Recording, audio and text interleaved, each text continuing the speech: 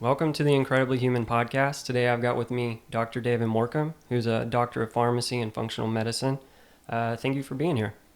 Yeah, I'm so excited to be here and talk with you about this. This is some really important stuff that we're talking about today because it affects everyone, every single aspect. So what we're going to talk about today is really understanding chronic illness, how to heal from it, what's going on in the body, why it matters. And I kind of want to start out real quick and just give a few stats on what's going on in the U.S. right now. 6 in 10 adults in the U.S. have a chronic disease. 4 in 10 have 2 or more chronic illnesses. Our nation has $3.8 trillion in healthcare costs every single year. Here in America, we've got chronic illnesses. We have health problems. Yeah. And it really affects who we are as people. It affects our lives. It robs us the joy in our lives. And you see that. You get to talk with people on a weekly basis who are going through that and experiencing that, correct? On the daily. And I would say that over my practice over the last decade or so, even, I've seen just a huge change in the intensity of disease that I'm seeing, and just younger and younger, and people that don't have a lot of predispositions and a lot of neurological issues in younger and younger patients and even kids. Mm-hmm. And so, back in the day, we would be able to clean up their diet a little bit, and maybe teach some stress reduction, put them on a couple of supplements, maybe here and there, and they'd be feeling better, Right. Now people are coming to me that are ready, like gluten and dairy-free and keto and paleo. They're taking all these supplements. They're meditating multiple times per day, but they can't, fully get back to where they really want. They can't be their most optimal and vibrant selves. And it's not just about diet and lifestyle, and that's what I want to talk about as well at some point, is that these are very important things, and more people are waking up to these basic concepts. But the problem is much bigger than it's ever been before. Mm-hmm. And, the toxicity and the pesticides and all the gut issues. So people are coming in, fighting an uphill battle in a way. So we luckily have a lot of technologies, and they are coming to the forefront. We have all this nutraceuticals with liposomal nanoparticle technology we're using, for example, and IV nutrition and advances in all sectors, and that's why I feel so confident in our ability to overcome regardless. But it's good to know the enemy and the challenges. Mm-hmm. So that I think that's what we're going to talk about today. Right, So, right. Yeah, so we're going to break this up into maybe a few podcasts. It's going to be a series about health. Today we really want to focus on why people are sick, what's causing people to get sick. In our next podcast, we're going to talk about how to heal and what's the process of healing. And, if you're somebody who has some sort of chronic illness, somebody with a chronic illness, maybe you've got anxiety, depression, gut issues, bloating, that kind of thing, or maybe you know somebody who's had cancer and they've died from it. You know what it's like that when health is affected in some sort of negative way, you've experienced it. And so this is why it matters. It robs us when our health is not good. It robs us of our life and our dignity. yeah. I'm an example of that. I'm going to talk about my story here in a little bit. You're an example of that, from what I understand. You've experienced this, and right now it seems like we're getting sicker, and like you just said, at an earlier age, and it's taking a toll. So that's what we're going to focus on today.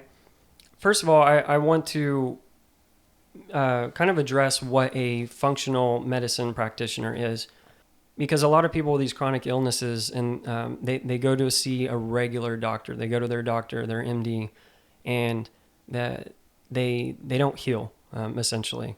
So real short, and we're going to talk more about this as we go along, but can you just give us a real short answer of what a functional medicine practitioner does differently than a conventional doctor?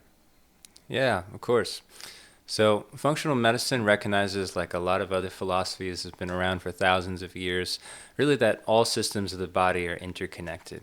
And so it's a holistic view of the body, and we see the body like a tree.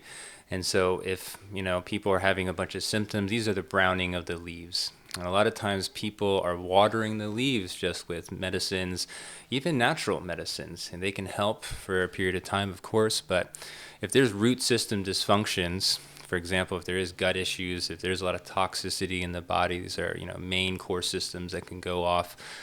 This really drives and causes a lot of the weakening of all the branches and all the leaves of the tree.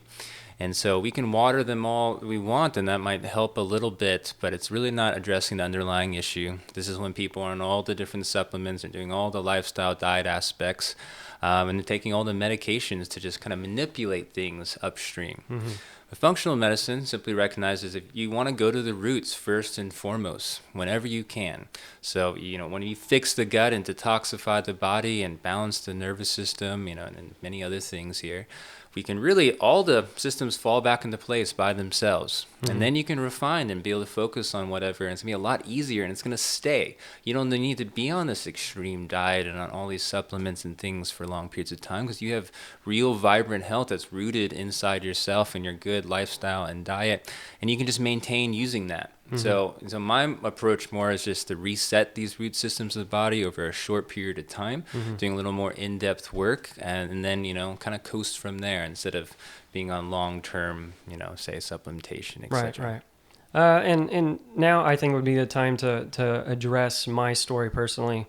What led me to you? Because you're my doctor, you're my practitioner. A few years ago, I started dealing with severe fatigue and chronic headaches to the point that it affected my relationships. I was really tired all the time. And prior to that, I've always been very healthy. Me and my wife have always been big backpackers, camping, hiking, running. A few years ago, we gave up a lot of fast food. We changed our diet, quite a bit. And we saw ourselves to be, like we were on a fairly healthy path. But then at one point, that fatigue got so bad that I couldn't even function throughout the day.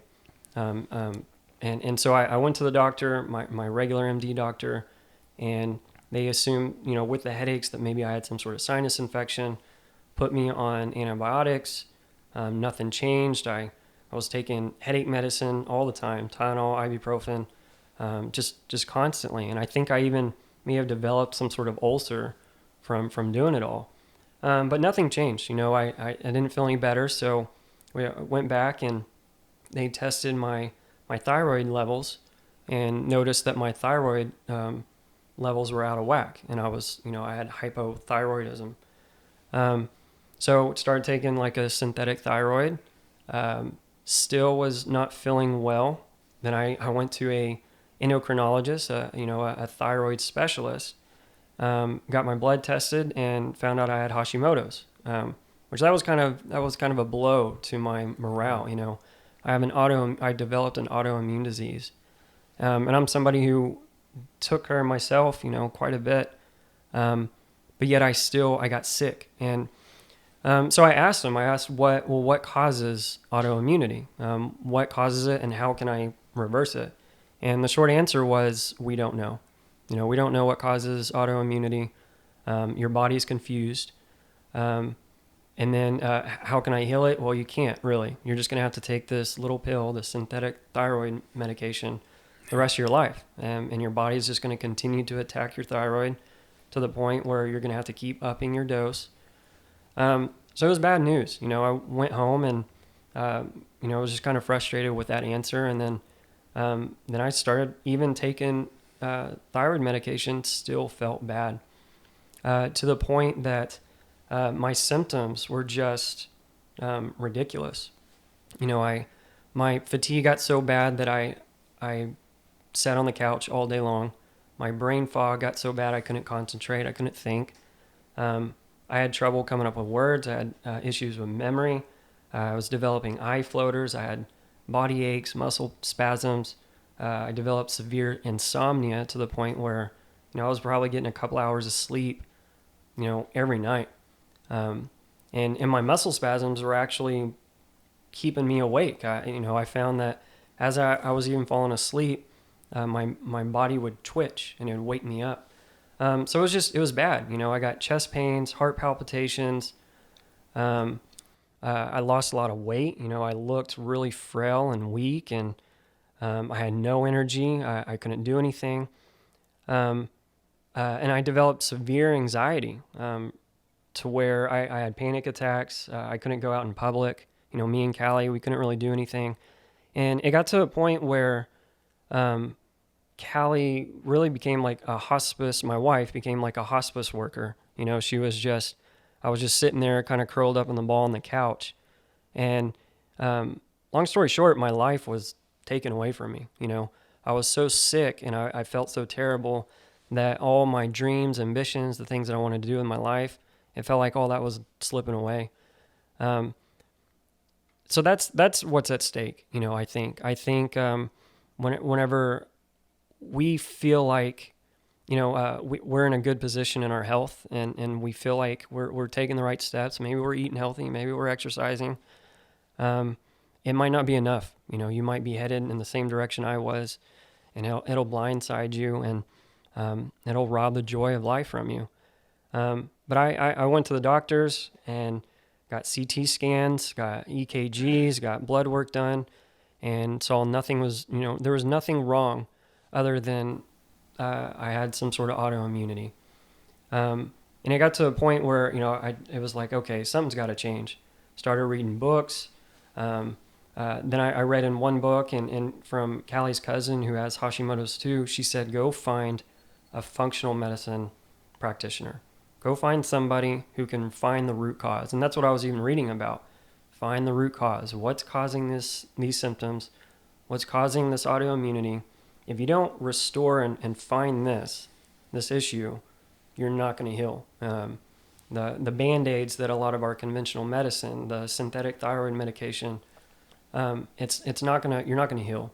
And like you just said, you're just kind of watering the leaves, right?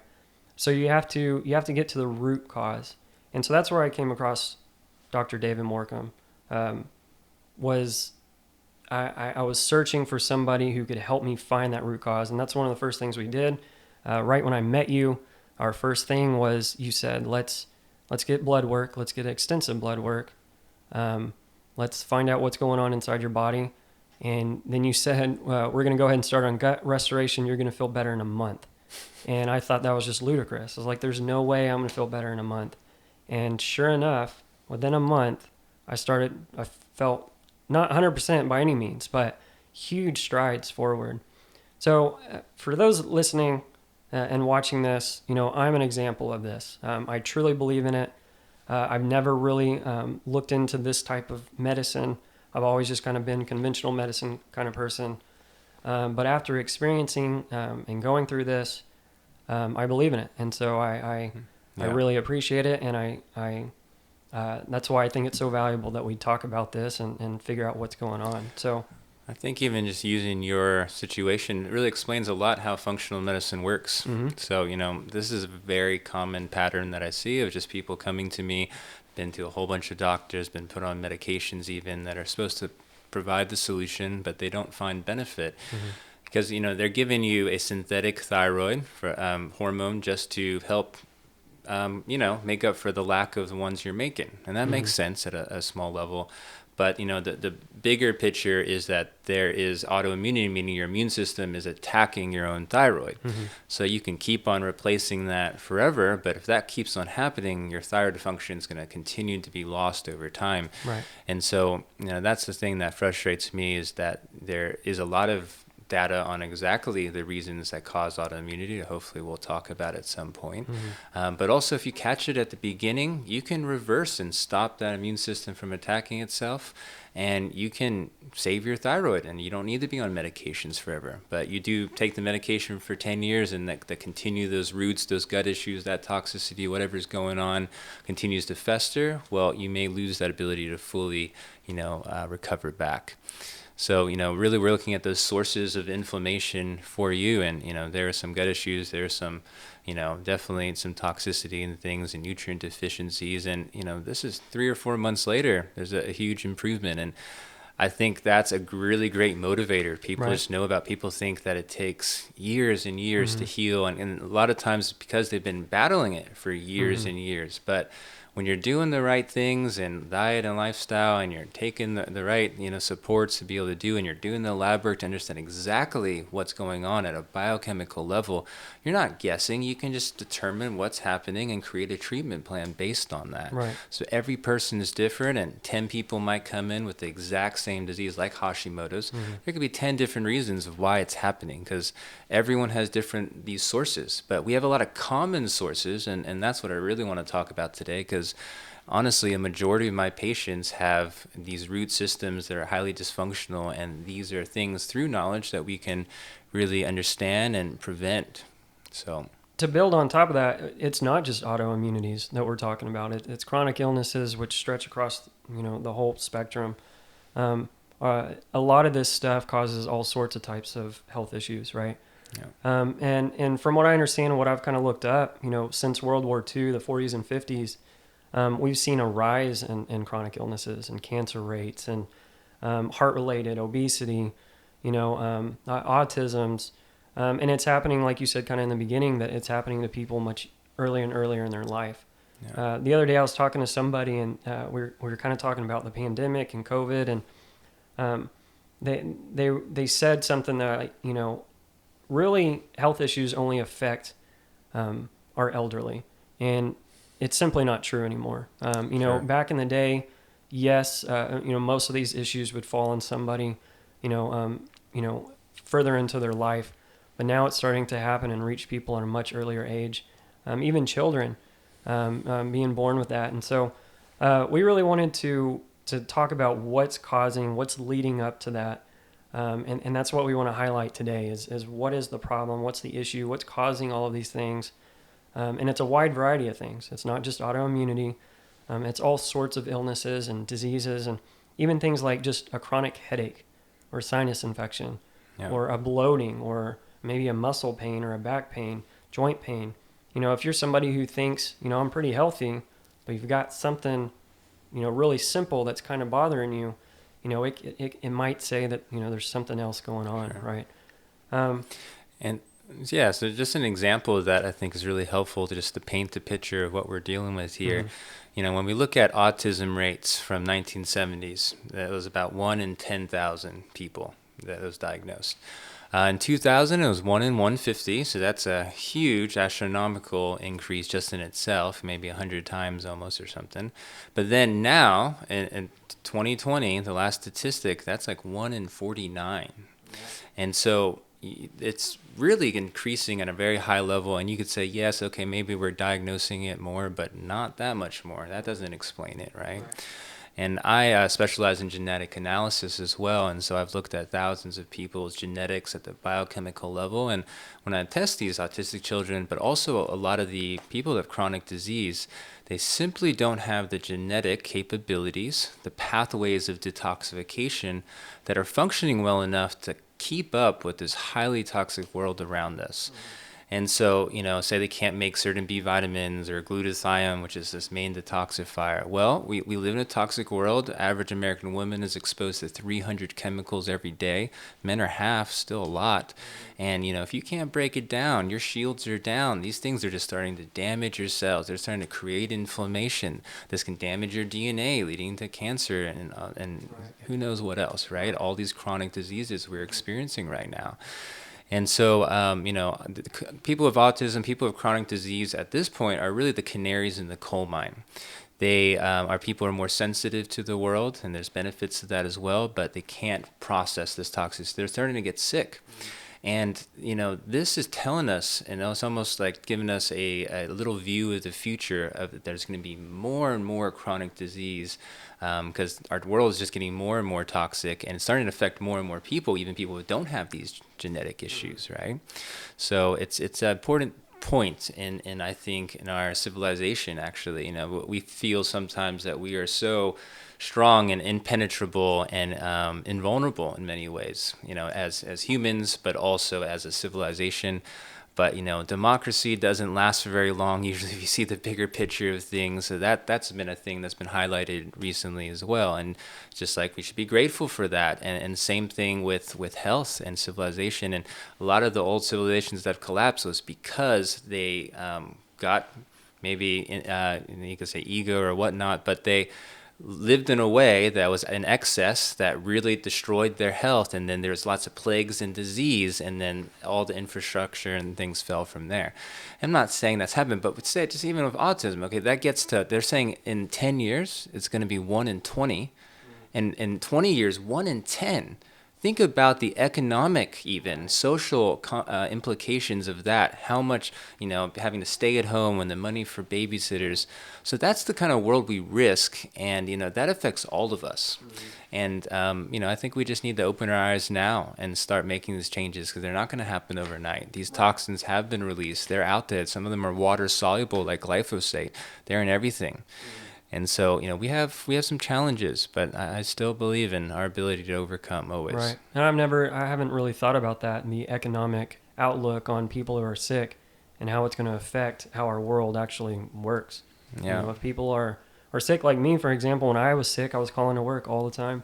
Yeah. I had panic attacks. I had to leave after, a couple hours of being at work. And, so it's interesting because if it's something that we don't address and we don't figure out, it's going to heavily influence, our lives, kind of how I mentioned earlier. So if we know that the numbers are increasing, we're becoming more ill, chronically ill at a younger age, what are the instigators? Where are these problems coming? You had an analogy when we first talked about a bucket and how it overflows and your body overflows with it. Why don't you highlight kind of what you said and about that bucket and this overflowing, and expand on that a little bit? I'd like to explain it sometimes. Just I think it's easy. There's just this metaphorical bucket of everything that creates inflammation in your body, and so there's different things that go into this bucket, and every person is different. But when this bucket is overfilled, it starts overfilling, creating a lot of inflammation and oxidative stress, which then leads into the symptoms that we then label as various different diseases. And so, what we need to do is look in this bucket and find out exactly what variables are relevant for each person and individualize that and start emptying the bucket. As you empty the bucket, inflammation falls, histamine falls, and symptoms fall. Right. And if we can really do this effectively, and we can have the lab work to be able to guide us, we can use the intuition and knowledge that was been passed down for thousands of years from all these great herbs and traditional medicines. We can bring it all together, the best of East and West and new and old, and get people better. So what are the things that are filling up our bucket that's overwhelming us? What are all these? Why are we getting sicker more now than we used to 50 years ago?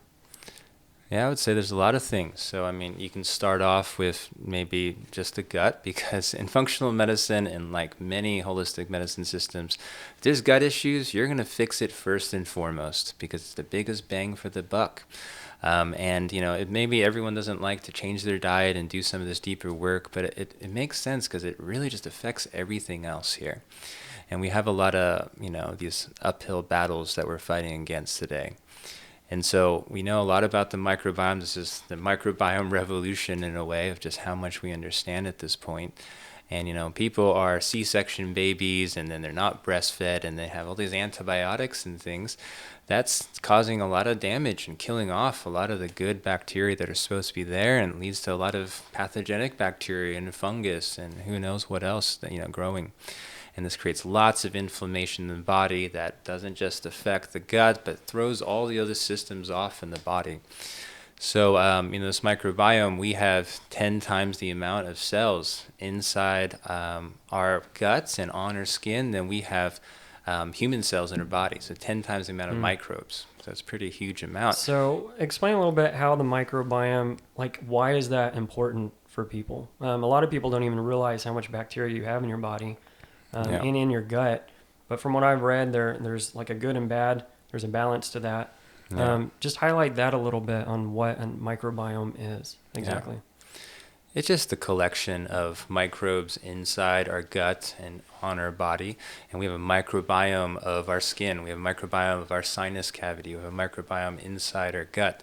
There's even a microbiome of the brain. That's what's very interesting. We always thought that was sterile, but in a lot of these neurological diseases, we realized that the blood-brain barrier is compromised. Just like the gut, leaky gut, that's the same thing. It's being compromised here, and one affects the other completely. Right. And so, with the microbiome, it's interesting to know that 99% of all the DNA in our bodies, in this organism we call ourselves, is actually foreign microbial DNA. And so this is an astounding amount of genetic material, of information that really comes from outside of ourselves that we are reliant on to really live our most optimal selves. When you completely sterilize a mice, compare it to someone that has a mice that has good, microbiome balance, they're going to have all types of disease and die very early, usually have cancer and tumors and everything else. But they help absorb our nutrients. They help, 80% of the inflammation comes from our gut. 80% of the inflammation in the body comes from our gut. And these microbes play a huge part of that. We also, I think 50% or even 40%, there's little different statistics about that our main detoxification capacity of our body, 50 to 40% of that is actually our microbiome doing that, almost as much as our liver. It's pretty crazy. So it is its own organ and it has its own functions. And when it's out of balance, it's not able to do those things, and other organs have to take over and are stressed. Right. And that was one of the first things we addressed was restoring that balance. For me, whenever we were working on my health, it was to restore the balance of that. I didn't entirely understand what it meant, but after we did it, it showed massive improvements. Yeah, and so if you're going years and you're trying to take a probiotic and you're doing all these fancy diets and you're not fixing things, that's not normal, and so really you need to dive deeper. There's something that's not being uncovered. I just want people to really feel motivated, that healing is not years and years. It can happen very quickly when you're doing the right things. We have a lot of data on how to do this. And, a lot of times there's a lot of fungal and bacterial overgrowth. And taking a probiotic, changing your diet is not going to kill these guys off. And the same thing, there's a lot of damage usually to the tight junctions, and the gut integrity has been compromised. Okay, you reduce gluten in dairy, that'll cause less inflammation, and we can talk about why they're damaging the body later. But, it's not going to repair the system or kill off that overgrowth, for example. And these are the main sources of inflammation in the body. So sometimes you just need to go in there. You need to be very specific. You want to measure what you have, fungus, bacteria. You don't always have to, but you want to get them out. Right. And what I've understood too is you can heal from this stuff over time and with food and natural remedies, but it'll take longer. Sometimes it could take years. But whenever, I worked with you, it happened really, really fast. So kind of like you were just saying, if you take the right approach, you can see healing really, really quick. But what are some of the other things that are going to fill this bucket that you're talking about? Like, for example, food and environmental and trauma, some of this other stuff that really plays a role. Well, we could talk about food just for a second, and that'll actually segue into toxicity. I mean, I think they're connected here, and this is one source of toxicity we're exposed to. We could talk about, gluten and dairy as highly inflammatory foods. But when we talk about that discussion, the automatic kind of retort a lot of times from people is like, we've been eating these things for hundreds of years. Why are we all of a sudden be more inflammatory? Well, first of all, the molecules that are inflammatory, we have casein in dairy, and we have gliadin in gluten, or in breads and wheat, anything with wheat, basically. And these are highly immunostimulatory inflammatory molecules that damage our gut. And it damages everyone's gut, but most people, if they don't have that much inflammatory problems, they can repair. It's not a big deal. But we have way more gluten in the wheat that we're using these days. It's just been hybridized to have much higher concentrations. It's a type of gluten that's much more inflammatory because, we have this monocrop kind of thing going on where we've really hybridized one thing and we're just replicating that. And then, the dairy has casein, which is very similar to that. But, a lot of people focus so much on the lactose, and that's different. That's a lactose intolerance. That's when you don't have the gene to break it down. A lot of Asian people, for example, have that, and all types of people. It's common. But that is not the same thing as this inflammatory molecule. There's two aspects to dairy that can concern and cause problems for people. Right. And, with these two, yeah, you can reduce this. That's going to reduce inflammation. That can really help with some of the brain fog and other sources of or symptoms of inflammation. But again, that's just a piece of it. Why are these foods? Again, let's go back to this. Why are these foods causing issues now, but they weren't 100 years ago? Right. There's a big piece of this. So, wheat cultivation, they use glyphosate. Monsanto has poured glyphosate, 18.9 billion pounds, I think, since the inception of it, onto our world. And this glyphosate is a big part of what's causing damage to our gut and our bodies. This is just one toxin. What is this one? What is it called? Glyphosate? Yeah, some people call it Roundup as well. Oh, okay. So it's the chemical. It's a pesticide that keeps and kills the bugs and things, and a lot of the crops are resistant. They're GMO modified, so they don't get affected by it, for example. And so Monsanto gets to sell them the fertilizer, and they sell them the specific seed that's not going to be killed by it, and they make lots and lots of money.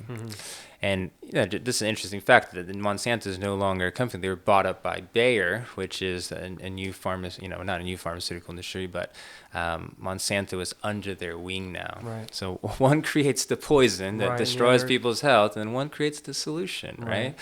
And so it's funny how things like that work. But that's common. That's all around us constantly. And that's the kind of world we live in. Right. But with that, that's actually inhibits the ability of our gut and our bodies to create amino acids, which are the core of making the proteins that make all the functions of our body possible in life.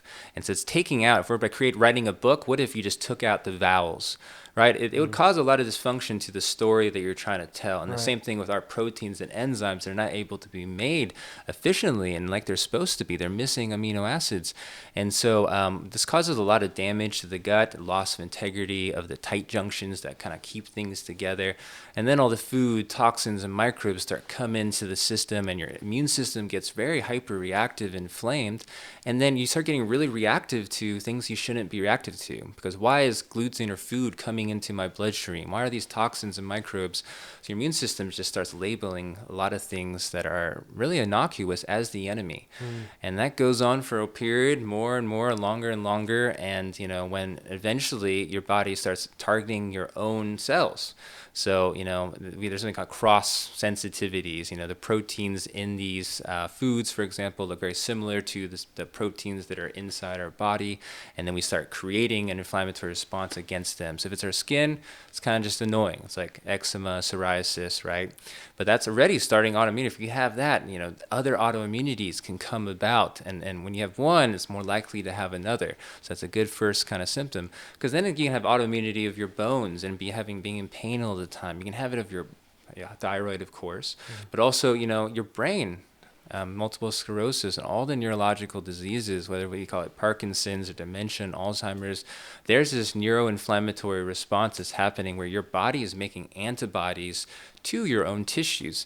And what we're realizing more and more, you could say autoimmunity and chronic disease, and autoimmunity be a subsect of that for sure, but we're realizing that the kind of all the diseases that we've labeled, more and more we're realizing are actually autoimmune. The body's in a hyperreactive inflammatory state, and it's just attacking itself, and it's leading to the problems and the damage. Wow. So something like a pesticide or a chemical is going to affect the molecular side of our cells to a point that they don't even work properly, on top of it's already being toxic to our body. So it's not just it's toxic to our body, it's affecting how our cells and the systems in our body are actually able to function. Yeah. Okay. And so the summary of that, why I even mentioned that, is just that gluten intolerance, there's a lot of studies very specifically with glyphosate, and glyphosate being the activator combined with gliadin to just really destroy the gut and create all these chronic diseases. So We definitely know that through the data that there's a big, huge correlation there. So that makes a lot of sense because that's just one toxin that I'm Right. talking about, one single toxin, Right. and it's a one that even Mongolian farmers in the middle of nowhere it's finding in their urine now because it's spread everywhere because it's water soluble, unlike most toxins. So it's hard to get rid of. But luckily the thing is that they measured school children, and within just a 2-week period, when they're going on an all organic diet and they're cutting out these pesticides, where we could talk about the clean 15 or the dirty dozen later. These are ways to reduce your toxic load and exposure, and even in 2 weeks, most of it's actually starting to come out. We have an innate ability to break down these toxins, but Right. when you go for years and years with it, and you have genetic issues or you have other kind of disease and other stress and everything else in the chaotic life we live in, we start not being able to keep up anymore. Right. Well, to kind of elaborate on that too, I didn't, growing up, in the 90s and stuff as a kid, organic wasn't really much of a thing. Everybody, we mostly ate, processed food, non-organic foods and stuff. And it kind of became a thing people were talking about. And we're starting understanding how more valuable it is. But there's a lot of people out there who still, they're not too worried about pesticides, herbicides, fungicides. They're not too worried about going organic. What would you say to those people? How serious, when it comes to overfilling our bucket and causing this inflammation and the toxins?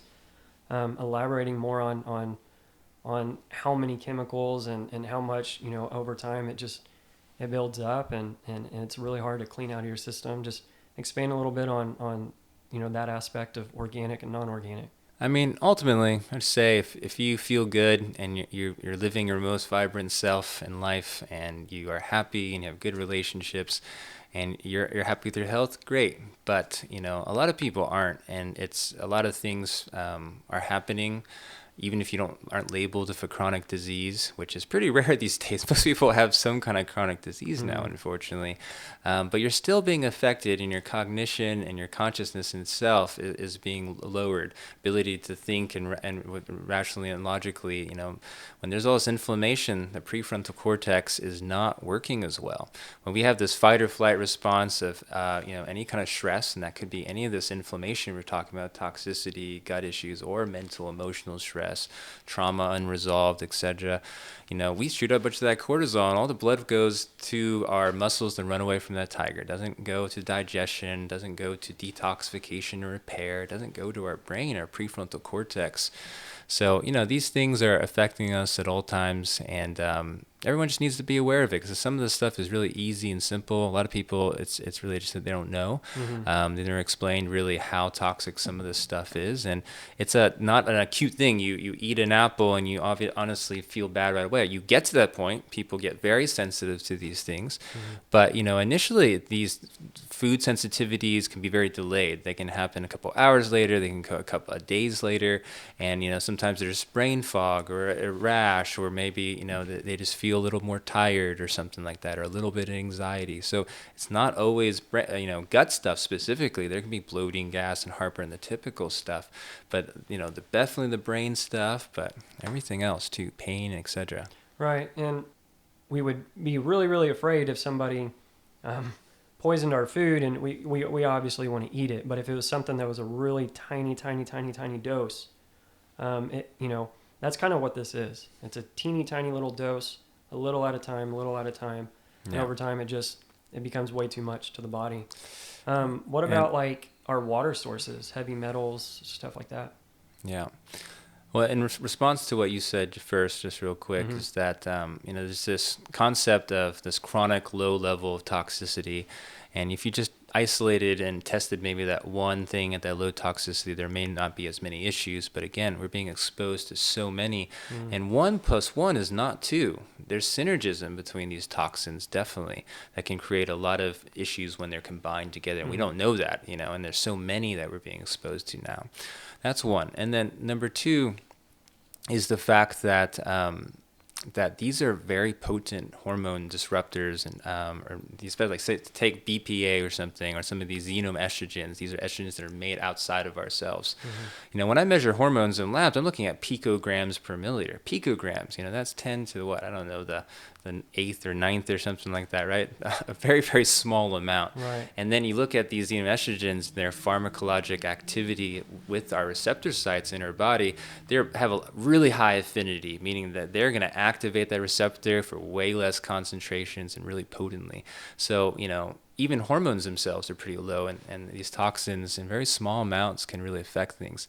I'm gonna say one thing with all this COVID stuff. I think it's really important for every person that's at a cash register right now during COVID. This is for you, because right now people are being told probably even to use alcohol between each customer, for example, and the receipts actually have tons of BPA on them. That's that coating on the outside, and it's very easily goes onto the skin and absorbs into the body.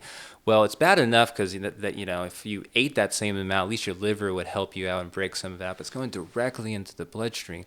But then when you use the alcohol right before, and there's still some alcohol on your hand before you grab that receipt, it's going in it skyrockets the absorption rate. Yeah. And so that's just such a common thing that people knew that, and if they really knew the cancer and hormonal dysfunction and all the estrogen dominant symptoms that can cause and how that's collected in your body for long periods of time after, that's the big thing with toxins, is that they're fat soluble. And so they're going to go into the fat cells of the body to be stored away for long periods of time. And they go into the brain especially. So our explosion of neurological disorders and dysfunction, Alzheimer's, dementia, and Parkinson's, and even just brain fog and ADD, they're all just having to do with neuroinflammatory states where toxicity is a huge component that we're really, really affecting people. It's a major, all the people that are coming to me with neurological stuff, a lot of them have toxicity, a huge portion of them. Right. And so you few things, when you said fat soluble, I didn't really know what that even meant until all this, but basically the toxin, it stays and kind of builds in the fat of your body. Yeah. And it's really, really hard to pull out of the body versus if it's more water soluble or whatever, you could flush it out of your body. So not only are you absorbing toxins constantly every single day, but they're wedging into your tissue to the point that they're not able to be cleansed properly. And then it's into the cell membranes themselves of the cells, affecting all function and communication with the other cells. So it disconnects them, and we thrive in community and connections. When they're disconnected, that's what in cancer and other kind of things can happen. But then the mitochondria, which are the main energy systems of the body, these things make ATP, and how we have all the energy to do all the functions of our body, and they are disrupted by these especially heavy metals. But a lot of toxins will poison the mitochondria themselves, and this can lead into all types of chronic disease and fatigue and pain syndromes and cognition and neurological issues. So these toxins are just in these membranes, and they affect everything. Yeah, and we're getting them from everywhere. We're constantly. You sent out an email. Let me read that, because you sent out one in your email group, and I thought it was you called it the toxic stew. Toxic chemicals in the food we eat, the air we breathe, the products we touch, the sheets we sleep on, the soap we wash our bodies with. The United States Environmental Protection Agency has registered 85,000 chemicals since World War II. Each year, 2,000 new chemicals make their way into our food and other consumer products. Men are exposed to 150 chemicals a day. Women are exposed to twice that amount. The average baby born in the United States has over 200 chemicals in their umbilical cord, their blood. So it's like we've got way more chemicals, way more toxins from all over every aspect of our life, and it's like how do you protect yourself from it? Well, first you have to know. You have to be knowledgeable. You have to understand it's out there. That's one of the key ways to protect yourself. But it's interesting because you mentioned your skin. How it goes straight to your blood. And then we just read how women have twice as many chemicals as men do. Totally. And they're putting makeup on, they're using hand creams, they're putting a lot of stuff on their skin that men typically don't. Is that kind of where a lot of that's coming from? Yeah, exactly. You're right on. Wow. So basically this is what we mean by when you say your bucket is overloaded. We're getting And that's just two. That's just two pieces and two variables. There's a lot more too. Right. And we haven't even talked about all the other aspects. Well, what about like environmental? What's the issue with things like heavy metals? What is going on in the body? People, I didn't even know what I didn't even know what that was until I got sick, started researching, realized, hey, this is in our drinking water. It's in pesticides, it's in food. What are heavy metals doing to the body specifically? Yeah. And I'd love to talk about that because they're really toxic. I just wanted to say first off that, my goal for all of us and my patients especially is to be like resilient and be able to have some toxicity exposure and to cheat and have fun and drink if that's what you do or whatever it is that brings you joy, and not have to worry and live in fear about all these things. And that's the goal. And when you do this work, then you feel better, then great. But especially this is for people that are feeling sick, and then also just really wanting to really optimize things, Well, right. I mean, there's a balance to it because we can't truly protect ourselves from all this stuff. We would be living in a bubble. You can't live life that way. But the more you know and the more you can make adjustments to things, and then, like you said, heal to where you can still enjoy things like gluten and dairy once in a while.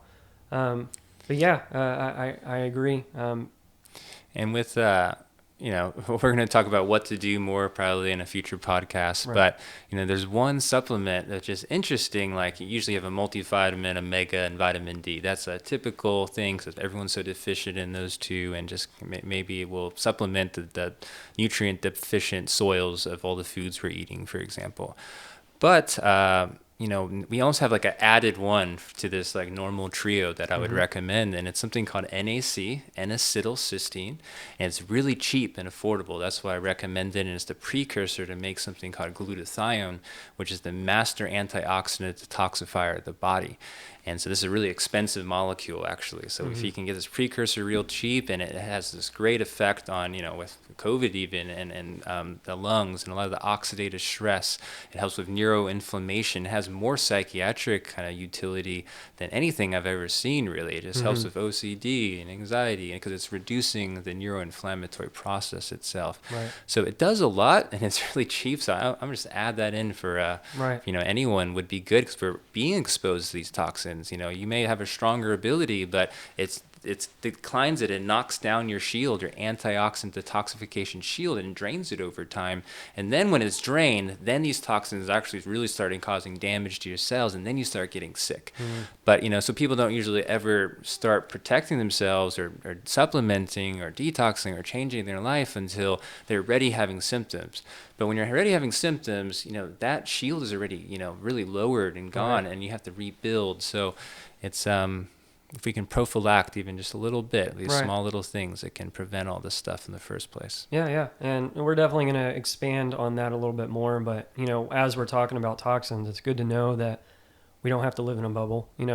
We can still be exposed to some things, but there are pathways to cleans and everything as you're living life, normally. But kind of getting back to that, what are some of these other environmental pathogens and stuff like mold, fungus, heavy metals, some of these other things that kind of add to it? Yeah, there's so many, like there's thousands, right? But we could go through, just some of the basics.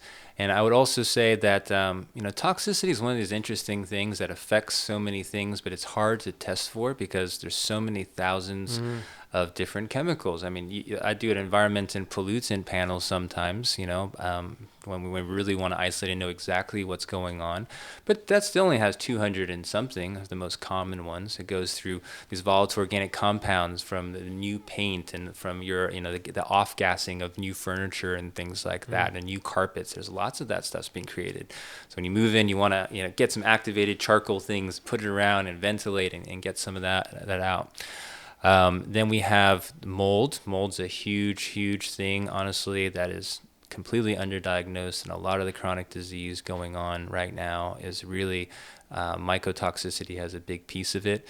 And when I say a lot, I'm not saying all or a majority even, but a huge percentage, because 25% of all homes in the U.S. are mold toxic, and 25% of people have the genetics to predispose you to actual the sensitivity to mold.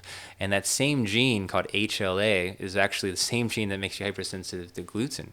So one of my stories was that I did live in a home that was mold toxic, and I was having a lot of anxiety and brain fog and, digestive issues, and all this stuff started happening, and it's never happened in my life before, and started changing the diet and killing off the fungus. I was actually doing some root functional medicine work as well, and not just putting out fires with these fancy nutraceuticals, and I had things that helped me sleep. But really, there's just a bunch of mycotoxins that I was going home to every single night that just created this fire of inflammation in my brain and my body. I eventually got to the point where I started getting yellow, and a coworker, mentioned it to me, and really thankful for that. And, just really started to realize, like, I'm getting toxic. Yeah. So, mold's a huge one, and it just destroys things, and especially it puts holes in your brain. Yeah.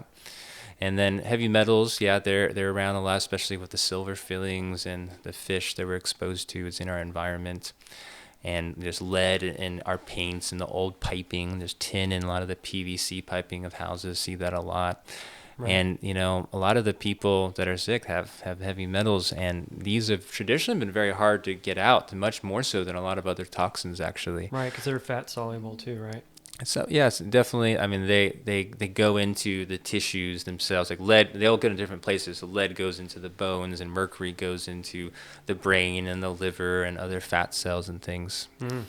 And so they cause a lot of damage. They really just are fireballs of inflammation in the body. And I had a 23-year-old friend actually who was having like kidney damage, and they really didn't know why that was happening, and we measured, and she had a bunch of lead in her system. And so you don't have to be old to have this toxicity, and you can be exposed. A lot of us are. If you have old housing and things, definitely increases your risk. All these things are important. They affect our health. Right. Same thing with like plastics too. Yeah. And so all the plastic bottles and the bags and everything else, it's and we're bad. starting to see like microplastics in people's their bodies and their urine and stuff and their blood. I never thought about heavy metals until I got sick, and then I started doing a little more research on it. And it's like anything else. Same with plastics, metals. Everything breaks down, and it continues to break down, and to the point where it gets so small you don't see it anymore. Yeah. But that doesn't mean it's not non-existent. Just because we don't see it doesn't mean it doesn't exist. Heavy metals, plastics, they're a prime example of that. We can digest it. We can breathe it in. Like we're converting a van right now. We cut a hole in the side of our van, and so all these teeny tiny little pieces of metal. And if I was, not wearing a mask or something, you're gonna breathe that in. It's gonna enter your system. Yeah. From what I read, metal will even rust inside your body, which is toxic. It does. So I think if we visualized some of this stuff and just realized that it's entering our body. I think that's kind of the key thing is when we see our food or our environment and the things that are going on around us. Just because you don't see it doesn't mean it's not there. And a lot of this is entering our body in some shape or form. Yeah. And over time, it's going to take a toll. And when you were talking about mold, that was something that I had in my body was some mycotoxins too. And then after that, we looked around the house, found some mold and cleaned it up. But this stuff's out there. What about trauma and stress? How does that affect our immune system and our overall healthness? Yeah. I mean, that's another piece of the bucket, and it's something that I'm focusing more and more and talking about a lot more and more with my patients in my practice, just because it's something that I've really recognized that I've had to address. And I don't know, I kind of want to even tell a little bit about my story of how I even do what I do right now, because really, I've been guided from the things that have happened to me in many ways. And, I have, my background is in pharmacology. I'm a doctor of pharmacy, went to school for a long time for that. And even as a pharmacist, pretty young, I knew that there was another way. I was interested always in kind of this alternative way of looking and herbal medicine, etc. But really, when I got hit by a car and I had a couple of brain injuries back to back. One year I had one, And I found meditation and yoga and some certain things that actually was really beneficial for me, because I just had so much anxiety from some of the injuries. But I got back to almost 100% in the exact same accident, pretty much in the same way on my bike when I was living in Austin, Texas, happened again.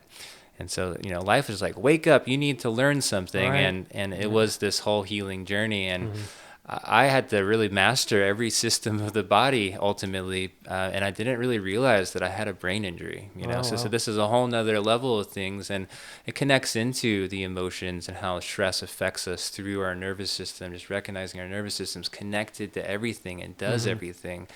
And so, I was trying to put out the fires. I had adrenal fatigue and anxiety and insomnia, and had, then I started to get, gut issues, and then I got exposed to mold, and it was just, really had to put all these things together. Right. And I couldn't just use supplements, just to put out the fire. I had to go deeper each time.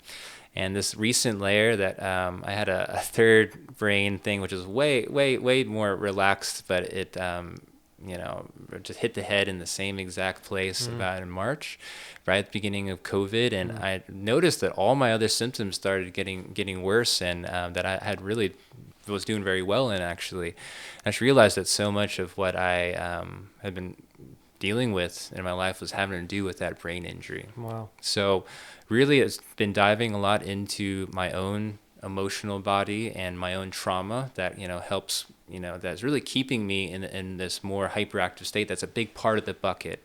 I'm just trying to focus on everything to live my most optimal life and do that personal work. And that seems like a really big piece of it, honestly, that just continues to keep things going. And, we all have trauma in different ways, and it doesn't have to be an accident. I mean, just when you're a 3-year-old self, really, that's what we're our body and our limbic system is moving from. It's the reptilian brain. It's very, old part of the brain. And so when we have trauma, this creates a lot of inflammation, and there's a lot of hyperreactivity that we will make cortisol with any similar thing that even looks or has the feeling of that same thing that happened in the past. And so it's training to try to help us, but a lot of times it's really not serving us. And when we throw all that cortisol, that just hyperactivates our body and throws us into that fight or flight mode, and all the repair processes of the body, the digestion, the detox, all that stops. Right. And so really, when we are doing any kind of work in the healing process, it is in that parasympathetic nervous system, in that state of being relaxed and grounded and calm, being present. That's where healing takes place. So, Right. that's why, I definitely bring conscious practices into, just with patients, but, I'm doing a something called the Vibrant Life Community Cleanse. We start in a month. And, we are talking about all the systems of the body and going through each one so, that people understand at a physiological level what to do to heal their bodies. But I'm also, bringing in conscious practices each time, which we do live and, are recorded for meditations and movements and exercise. And we have diet and recipe schedule. 'Cause it's all important, Right. and it's not just this theoretical. It's not just supplements. And, people want to measure these things, and you can. There really is a lot of data on the exact mechanisms, actions of how certain natural medicines work, okay? Right. But, we're usually never combining just one specific thing. It's more of a holistic approach. We're changing a lot of stuff, and that's why things are change and shift so fast. Right. Well, I know with me personally, I would feel a lot worse with my autoimmunity when I started getting stressed or Yeah. anxious. Exactly. I could physically feel it. And anytime I have a flare up, a lot of times it's based out of stress. Yeah. And I didn't know I didn't even understand that. But looking into it and reading and kind of how you're talking about, when you enter that fight or flight response, your body becomes high vigilant or extra vigilant. It's kind of in this active state, and you produce those hormones like you're talking about. That like you said, it affects your body's ability to just be relaxed and heal on its own. And one thing I did read and start to understand too is when you're sleeping, that's when your body is doing a lot of the healing work, the tissue healing, but also getting the toxins out of your brain and out of your body, and is kind of working its way out of your tissue. So if you're not sleeping, you're not going to be able to heal. But at the same time, when you're really, really stressed Yeah. and you're anxious and you've got something, maybe it's your work, maybe it's family related, maybe it's like right now, I feel like a lot of people are stressed with the way the world is. Of course. Yeah. And it's just, it's affecting our body's ability Everything. to be able to heal and get rid of a lot of those toxins, but it's also producing, some of these hormones that are toxic to our body. Yeah, we just get in this vicious cycle a lot of times with the mental, emotional, energetic aspects with the physiological. They're constantly playing roles and connected. And so what I see in a lot, so from traditional Chinese medicine, I don't, practice that specifically, but I definitely know a lot about it because I use these concepts through it. We have this liver gallbladder meridian of energy that's very much connected with, our emotions. And when we have anger and resentment, the ability for that liver and system to work properly, to be able to do its job, to make hormones, to be able to detoxify things from the system, is actually really affected. And so sometimes we have emotional aspects of trauma that have happened in your life, or they're just, all the stress, and that inhibits that detoxification process. But then that leads to more toxicity buildup, which then leads to more irritability and other brain health issues. We get stuck in these vicious patterns, and that's why I talk about the mental health and emotional aspect of things so much, because if that's a really big thing, it'll keep on cycling back, and the physiological will adapt to that. And so, for example, with gut health, a lot of people have a bunch of fungal overgrowth because we have all the antibiotics that kill off a lot of the good bacteria and bad bacteria. And then what it doesn't kill is the fungus, and we eat that's the SAD diet. We call it the standard American diet. And that is, filled with carbs and grains and sugars that feed this fungus. So sometimes by the time you get your 20s and 30s, there's a lot of overgrowth and can create a lot of problems and issues, disrupting everything. But I've had tons of people like on just like their daughter died. This was a patient very early on when I was first practicing, and he was just so sad, and he had like horrible fungal overgrowth, and the emotions, and all happened after, as it happened with his daughter. And maybe he had a predisposition, maybe there's some already, but definitely that triggered it. And when there's all this sadness and depression, your vagal nerve, the main parasympathetic nerve bundle, the entire system that controls digestion, doesn't work as well. So you're not able to break down your foods very well, which then lead to feeding the more fungus and bacteria. If you don't break it down and absorb it, it's going to feed something else. You're not moving your gut as much, so that there's stagnation. And just like a river that's not moving, there's going to be algae and mosquitoes. So this fungus starts to come about. And I went on retreat recently, and I was talking to a naturopathic doctor, and he's a really interesting guy because he stopped his practice of using supplements and everything else, and he was really talking more about emotions and trauma and other things like that, and retraining the thought patterns that you have been trained since you were very young, and that continue to create the world around you in the same kind of vibration, because you're just constantly in the same patterns. But if you can change those base patterns of thought and how you interact with the world, it can shift a lot of things, including your health. And he said that his son did this experiment. I forget exactly what it was, but it involved like two different plants. And one, he was saying like, I love you, I thank you, I'm grateful for you, and saying all this positive stuff. And the other one would be like, screw you, I hate you, and like all the negative stuff.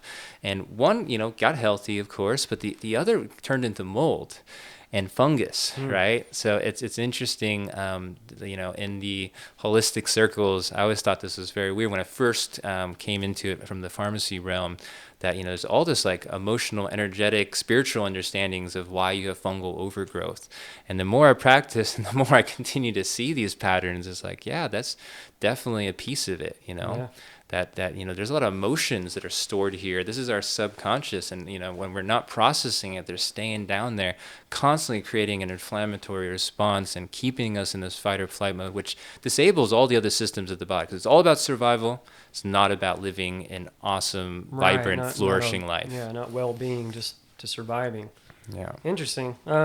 Yeah, for me, exactly. That, and you kind of talked about that bad cycle. That's what I was living in for a little bit. Yeah. I was living in a cycle where I was not feeling good, so I'd get anxious, I'd get stressed because it was affecting my life, which caused me to feel worse. And I'd get anxious, I'd get stressed, couldn't sleep, and then I'd feel worse. And so I was living in this cycle where I just could not get out of it, because I was so stressed out about it. I was stressed about not feeling well. Yeah. So yeah, whenever you can, address, a lot of times we just think it's diet and exercise. That's the two things. And if you just took care of those, you'd be fine. But if you got, stress in your life or unresolved trauma, it's something that physically affects your body, right? Yeah. Cool. Well, what about like nutrient imbalances? I know we kind of talked about food a little bit, but when we were kind of looking at me, we saw that there was just a few things that were out of balance, and just a little bit out of balance when it comes to nutrition that our bodies need and vitamins, and Yeah. it's enough to cause you to feel pretty bad. Yeah, we're starting to get to the area of the bucket, which is the bottom of where the spout is. And so the spout for some people is, really torrential, and they can open it up and they can detox these things that are collecting pretty well. They have really strong genetics. That's what I would say that spout kind of intensity is, that a lot of people can't break them down very well. They collect, they overfill, they lead into disease. Some people are able to manage these things, and different ones depending on the variable for each person. Right. But these nutrient deficiencies are part of that. Maybe that's like the filtering system or something, because they are all the minerals, nutrients, and cofactors for all the enzymatic processes that need to happen to have a healthy body, for all the physiological processes to happen in the beautiful synchrony it does.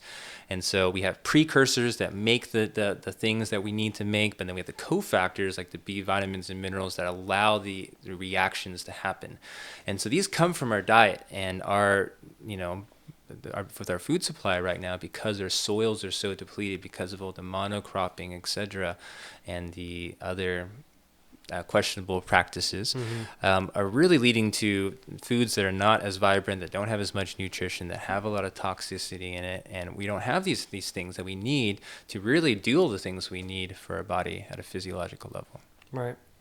Yeah, I know whenever we were looking into my blood work, because that was one of the first things we did was a lot of blood work. And then you sent me the copies of it, and I was looking at it, and I didn't know what 90% of that stuff was. Yeah. If we don't have a true understanding, and a lot of us don't, if you're somebody like me, I don't have a large understanding of the body and how everything works. But whenever you start seeing it and you're like, hey, you're really low in this, Yeah. you're really low in this, or you're high in this, it tells you something. It tells you, somebody who understands it like you, it tells you that there's something going on in the body, something's not working properly. Yeah. You maybe have a deficiency in something, or something like that. But whenever we're out of balance with all that stuff, it affects everything. It's kind of like little things on a vehicle starting to go out. You don't realize it. Your car is still driving. You're getting from A to B. But if you have little things that are starting to break down, and maybe your tires are out of balance, or your oil is low, or your coolant, some of this stuff, eventually your car is not going to be functioning very well at all. And you might be able to wake up in the morning and survive as a human being, but you're not going to thrive. You're not going to be somebody who's really enjoying it. Exactly. Yeah. And what's cool is that we don't need to just guess, Right. There are people that muscle test and other things, but with the new diagnostics that we have, they're so advanced. And for example, when you went there, it's like, oh, we did all the diagnostic tests and it shows nothing. Well, that's a very common sentiment before they come, because these new advanced functional medicine diagnostics have, not been around for that long. There's not many practitioners that have even trained how to analyze and use them. But they are extremely advanced and get more and more advanced by the year. So like regular blood work, for example, with you, we looked at all the nutrients, minerals, and vitamins in the system, and exactly what was missing, so we're not guessing. We looked at a lot of the gut measures, how much damage and malabsorption, how much fungal and bacterial overgrowth we're dealing with. We look at mitochondrial energy production, metabolism, and we're looking at toxicity and heavy metals, and we even look at some genetics. And that's all one test, Right. that insurance helps cover. And people are like, what, insurance helps cover that? Why did I know about this? And that's just one test, and we usually combine that with just really comprehensive blood work. You still use blood work, but just much more comprehensive. Yeah. And so, we get to know these things. I'm Right. so grateful every day for the technology that we have to really help people. Yeah, we've moved forward, and that's something to celebrate. When I went to my regular MDs and regular doctors' offices, they test something very specific. They're looking for something very, very, very specific to tell them something. Whereas your test was very more involved. It was like, let's look at a lot of different aspects. Let's really find out what's going on, what's in your blood, what are you lacking in, and stuff like that.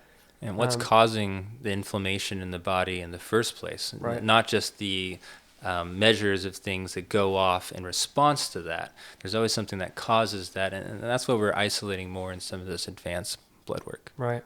Well, that's most of everything. You have anything to add to the bucket of what's causing issues? Well, I actually wanted to go through maybe the top couple nutrient deficiencies, because I think a lot of them are really important, and if you're just aware of it, you can get them more in your system. Mm-hmm. And so, we got to start with vitamin D, of course, just because everyone that comes in is deficient in that.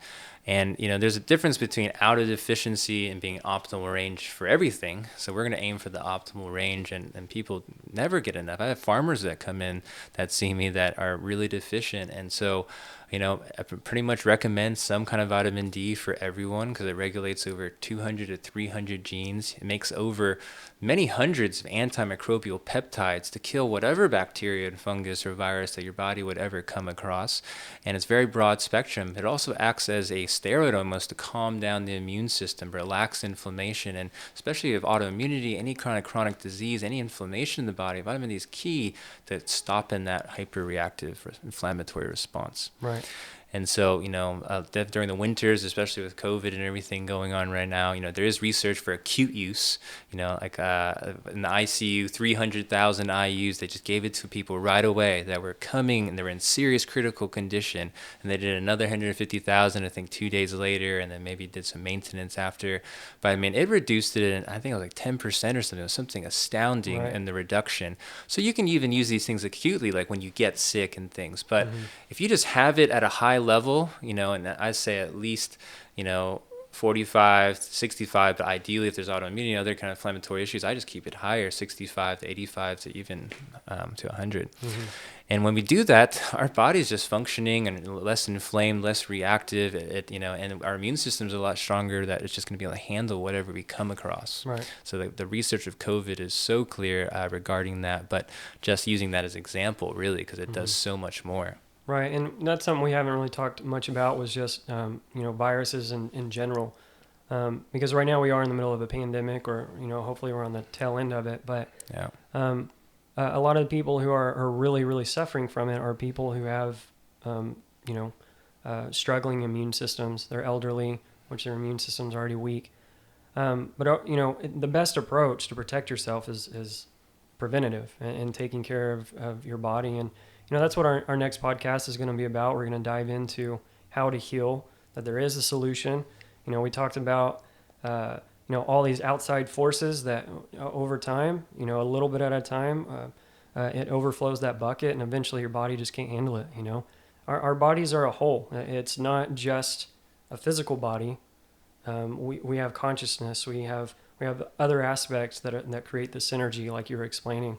And if you are imbalanced in those aspects of your life, not just the physical, but the emotional, the spiritual, the entire whole you as a being. This is why we get sick. This is how we get sick. Yeah, I feel really hopeful with everything regardless. So I really just want to make sure people know that there is a lot of things that are causing issues, but we have all the tools within ourselves and with the technologies we have to overcome. Right. Yeah, and that's what we're going to be talking about here shortly. So this wraps up part 1. Definitely watch part 2. This is the good news. We just talked about the bad news. We just talked about what's going on, and it's kind of stressful. If you're a young mom or somebody, you don't want your kid to have autism, or you don't want to have a middle-aged parent to develop dementia really early, or Alzheimer's, and you don't want to end up like me with an autoimmunity at under 30 years old. It's scary, but there's good news. There's a way to fix it. And so for part 2, we're going to be talking about that. So that wraps up part 1. I appreciate it. And Pleasure. we'll look forward to the second one. Yeah, let's do it.